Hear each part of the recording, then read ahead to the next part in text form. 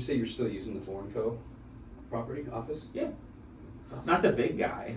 That was too expensive. We have like a 2-person office. It's probably the size of this office. It just gets you access to all this awesome benefits. And he works out of there Thursdays and Fridays. Nice. That's so convenient. So also being so close. Yeah, it's 2 minutes down the road. Would you guys have had difficulty leaving that if you would have bought your South Tampa townhome? No, we would have kept it. We talked about it. You would have kept it? Yeah, it wouldn't have been as convenient, but like we love it there. With the family that owns it, or like family to us. I'm actually doing, I don't know if you saw, I tagged you in a Facebook post of a 5K for like a human anti-trafficking organization. It's actually sponsored by Foreign Co. Oh, no kidding. Yeah. The run is in Land O'Lakes, right in your neighborhood. What's it called? Strive to Thrive. Oh yeah, Stephen Hoshak. That's my guy that supplies like my TRT and all like the hormone stuff. Mm-hmm. That his company actually is putting that on. Cool. I was actually thinking about doing it this year. Yeah. I didn't do it last year when they did it. Join me. When is it? I signed up for it. It's I think end of February. Okay. I gotta get my butt in shape. Yeah. So do I. I haven't been running consistently. But yeah, we kind of already got started. James, you're sharing a little bit about what you got going on with business and social media and all that. Back up a little bit. Tell me what got you into real estate? What were you doing before, and what was that transition like? So before I was into real estate, I was in retail management. It's funny, I worked for all the stores that went out of business. So I kind of joke like I put them all under. I worked for Circuit City from age like 17 through I think like 21. I was a sales manager for them. I sold TVs and home theater. After they went out of business, one of the managers there got me a connection with another store that pretty much went out of business, which was FYE, you know, those little stores in the mall that sell like CDs and DVDs and stuff. Shop there a lot. Yeah, I worked at the Citrus Park one. And then after they went under, another manager that I knew got me a human resources supervisor role at Toys R Us. Mm. That developed into me being a store manager. So I worked in Brandon as a store manager between Babies R Us and Toys R Us. Not till when they went out of business, but up until about the end of 2013. And I just got really, really, really tired of corporate America. I wanted to control my own schedule and kind of break through this ceiling I had of where my income was. Because I was only making like $43,000 a year and I was working like 80 hours a week. It was absolutely insane. Yeah. How I ended up getting into real estate though was actually back in 2011. The person that I was dating at the time, when I had moved in with her, she had her mortgage, she was a processor for a mortgage company. And her mother-in-law was a mortgage broker, and I was hating retail at that time because of everything I was going through. And she also had a real estate license. So, you know, I watched House Hunters all the way back in the day and all that stuff, and I was like, oh, I can go sit on the beach, drink margaritas, work 3 hours a day and make $1 million. This is great. And then, you know, we can be like a husband-wife team. You know, I'll work with, you know, buyers or sellers, you work with the other one, and life is good. So I got my license, and then I learned very quickly that that was not the case. I had no idea what I was doing. I did not interview the way I should have with the right brokerages, but I was just happy to not have to work a corporate 9-to-5 schedule. So I kind of just sat there on floor time a lot, waiting for the phone to ring, and it like never happened. I only sold like one house to a friend. And then right around 2012, I went back into retail. So I was at Toys R Us, I left, and then I went back to Toys R Us. And then after doing that for 2 more years, I was like, screw this, I'm gonna go do real estate the right way. And I randomly went online in Keller Williams, New Tampa. I would just hit inquire. And the team leader at the time reached right out to me, and I interviewed him within a day or two. After I just worked like a grueling 16-hour overnight shift. There was probably bags in my eyes. It was like 9 in the morning. I hadn't slept. And I was like, let's do it. And the biggest thing I wanted at the time was like a mentor or something like that. So he had set that all up for me, and then I committed to it full time, jumped in full time, and the rest is kind of history from there. So it's been about, what, 12, 13 years? I would say, you know, I've had my license since 2011, but I really started full time January 1 of 14, so about 12 years. Okay, nice.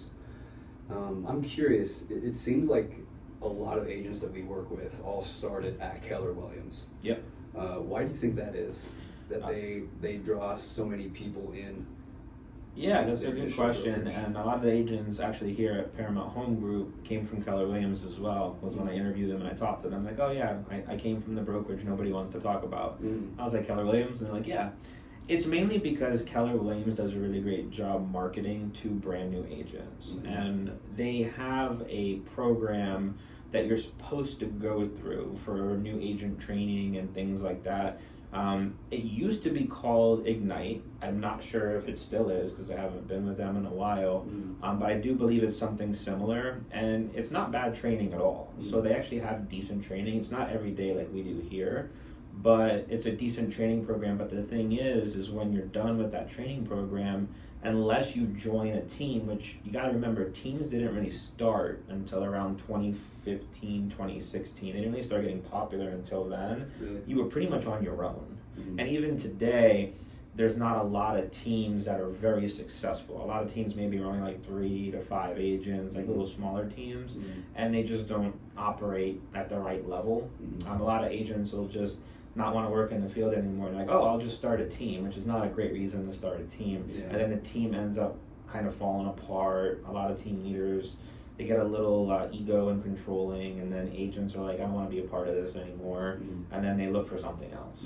That's basically what I get. So I'm not talking crap about Keller Williams at all. I still think it's a great brokerage, but if you're looking for something where you're spoon-fed leads, kind of how we are here, it's probably not the right fit. Gotcha.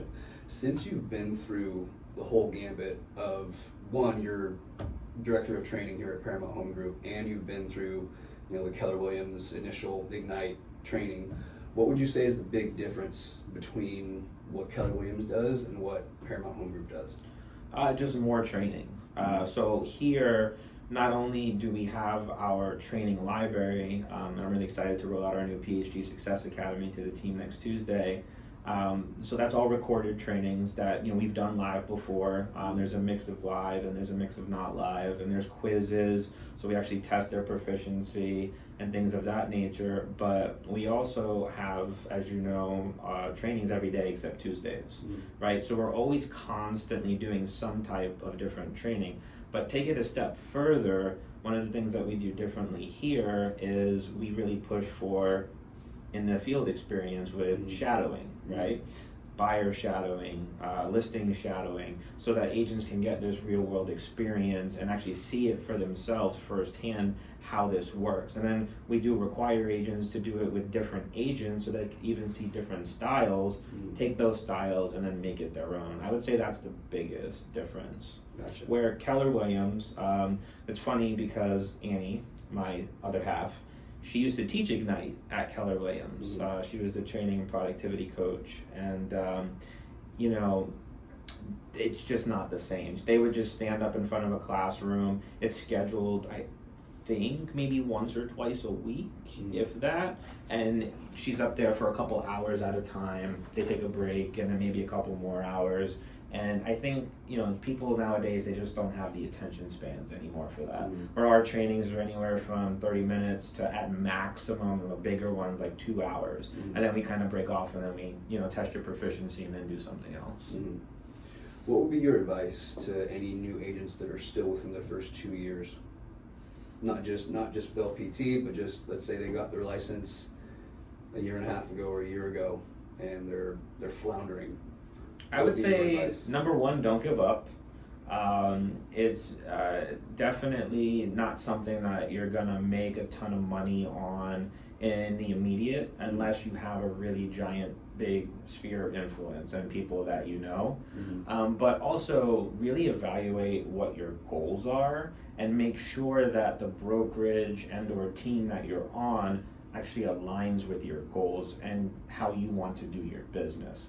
Some agents love cold calling and they love door knocking, love doing open houses, and that can generate a lot of self-generated business.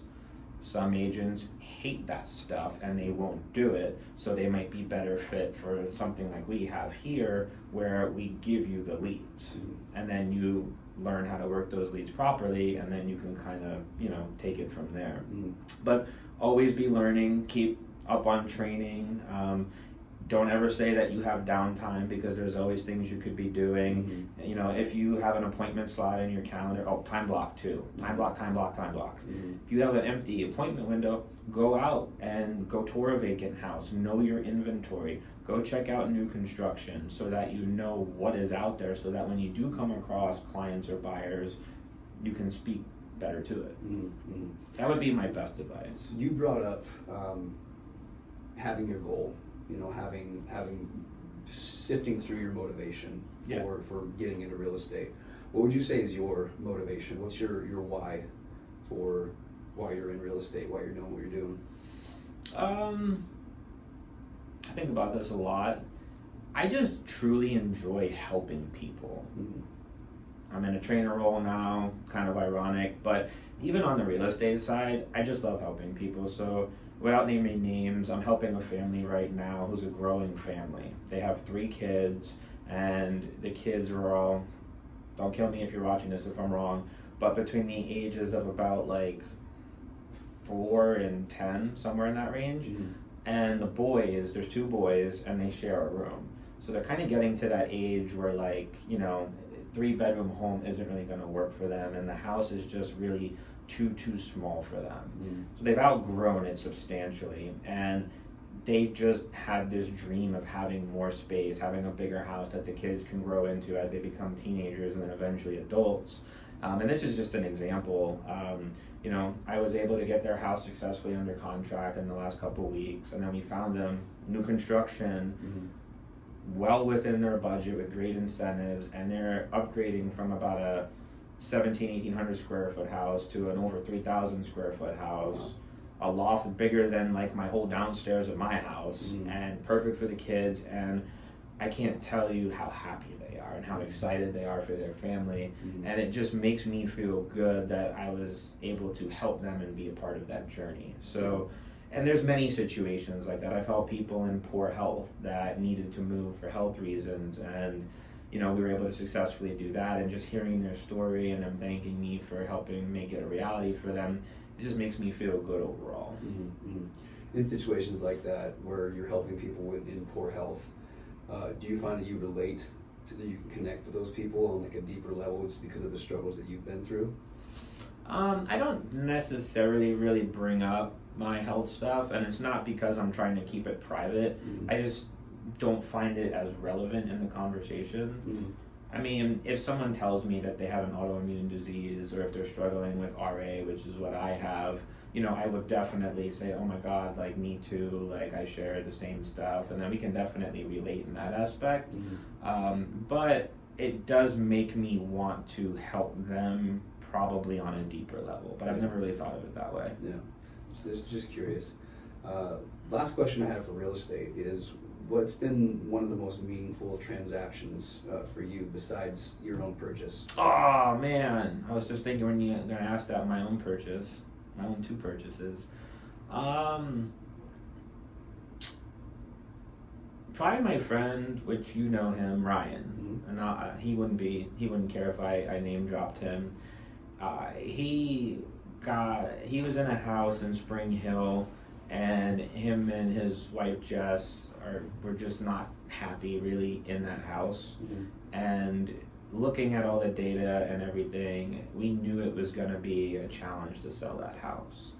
And back when Zillow was buying homes and selling them and flipping them, which is what Annie used to do, I was able, right before Zillow pulled the plug on that, to get them a cash offer on their home that was incredible. And then we took that, and then I was able to help them and negotiate a really good deal on a home for them that was better for their growing family at the time as well. And they were just elated to be able to go from living across the street from Jess's parents, no offense Joanne, to a home that's really kind of like their own first home that they got to pick out. And it was cool because, as you know, Ryan's like my brother, so that was probably one of the most meaningful ones to date. That's awesome. It's fun getting to help people, like friends and family. Yeah, it can be a pain in the butt. I always joke and say when you're working with friends and family that you charge them the PITA fee, which is the pain in the you-know-what fee. But no, I love it. Good. Okay, so I want to address the elephant in the room. We're wearing opposing jerseys right now. How did you become a Broncos fan? It's actually really simple. So when I moved down to Florida from New York when I was age 9, I lived up in the Royal Highlands in the boonies, up in northern Brooksville, Wekiwachi area, and I didn't really know anybody. I didn't really have any friends. And the very first kid on the bus that I met, his name was Travis, and he was very welcoming, very friendly, and I became friends with him very quickly. And from there, I went over his house, because, you got to meet the parents when you're that age and stuff like that. My parents and his parents kind of hit it off. And every year, they have massive, massive Super Bowl parties. They probably lived about on an acre of land. Travis's father had this massive garage with, the old school big screen TVs with the rolly wheels and the giant speakers on the bottom. Yeah. And back then, that was cool because I didn't have one of those. I had a little black and white tube TV if I was lucky to play my Nintendo on. And God, I feel old. And they were massive Packers fans, like cheeseheads galore. So I, at the time, knew nothing about football. Absolutely nothing. I thought sports were stupid. And I go over there. I didn't even want to go to this party, but I'm like, I'll go hang out with my friends. And we go there, and I just kind of peeked my head in the garage. Everybody was watching the game. I was out actually in the driveway with all the other boys and girls just playing football, not even know what I was doing. I was this little chunky fat kid, and they just I'm like, what do I do? They're like, when we give you the ball, just run because no one can tackle you. And I'm like, okay. So I'm like, oh, this is cool. So then I finally go in the garage, and I see all these people wearing green. And I'm like, who's playing? I don't even understand this game. And I saw the Broncos versus the Packers. It was John Elway versus Brett Favre. And very iconic, and I didn't even know at the time. So I went at one point after I was tired of playing football, and I just sat right in the front of the seats that they had. And I was kind of watching the game, and that's when, John Elway, Terrell Davis, the running back at the time, they were just kind of going off. And everybody around me was rooting for these green cheeseheads. And I'm like, always against the green type of guy. And I'm like, go Horsies, right? And then they won the game. I was like, cool. And then the next year, they played the Falcons in the Super Bowl. And then they won that, the back-to-back. So that was 98, 99, or 97, 98, one of those two. And I was just like, hey, I like the Broncos. They're cool. And then from there, Elway retired. I went through a lot of painful years as a young Broncos fan, and I just kind of stuck with them ever since. We got Peyton Manning, that was great, won the Super Bowl. Now we got Bo Nix, broke his ankle, but it is what it is. And yeah, that's it. That's as simple as that. Yeah. On that note, what's your prediction for the playoffs? So who's left? It's the Broncos, the Patriots, the Seahawks, and the Rams. I do believe your Seahawks are going to, once again, beat the Rams. It seems like you guys have their number. And your guys' defense, in my opinion, is right on par with ours. I think they're equals. I don't think one is better than the other. On our side, the Patriots and the Broncos. The Patriots look really, really good this year, but Drake May's had some questionable games lately. He didn't really play well at all last week. I don't know when you're posting this, but he didn't play well last week. He turned the ball over a couple of times, and he fumbled a lot. We take advantage of that kind of stuff, as we did with Josh Allen. And I do believe that even though we don't have Bo Nix, I do think if our defense can show up, we can take out the Patriots. There's also the fact that the Patriots have never beat us in the playoffs. Ryan actually shared that with me recently. And, Manning beat Brady in the AFC Championship game right before he retired and won the Super Bowl. So I do actually think the Super Bowl is going to be the Broncos and the Seahawks. I'm not just saying that because we're sitting here. Even though I'm a Broncos fan and I have all the faith in Jarrett Stidham, I think your team is unstoppable right now. I think your offense and your defense are just too good and consistent. Now, you did lose a very, very key player this last week in Zach Charbonnet, but we lost Bo Nix. We'll see what happens. Yeah. I think if we play in the Super Bowl, it's going to be a lower scoring game because both our defenses are stellar. Mm-hmm. But if Stidham makes 1 or 2 mistakes, we're done.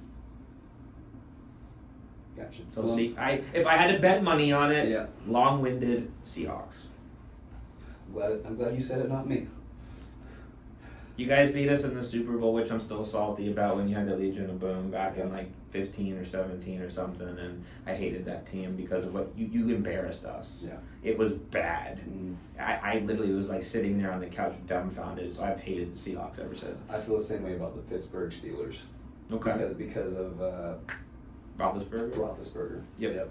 I think it was 07, 08, 06, somewhere around there. Mm-hmm. Super Bowl, and anyways, I feel you. Let's talk about you and Annie. How did that Happen? spark? How did that formulate into what it is today? It's Which on that note, like, you guys are a powerhouse couple. Like, just not just real estate, but just overall. I don't know if you saw my first interview with Adam. I did not. But he gave you guys a shout out and just said, I did see that. Ever since he met you, his life has been drastically different, and I would concur with that with my own journey. So Thank you. You guys are awesome. Appreciate that. So the funny story of how I met Annie was back in Keller Williams. I was sitting at the old office that they used to have on the second floor. It was above a bank right off Bruce B. Downs and County Line Road, and I was on floor time. Mm-hmm. And I was still trying to like find my way. I just joined this new team. Team's just started, and I'm just kind of sitting there, waiting for the phone to ring, and I see the team leader at the time walking Annie around the office. The office was kind of like a big circle, and the minute I laid eyes on her, like it was almost like love at first sight. I don't know exactly why, but I was like, "Who is that girl?" And I started stalking, and I went on Facebook, and I saw there was a picture of her in a bowling alley with a orange Peyton Manning Broncos jersey. And I was like, oh snap, like, okay.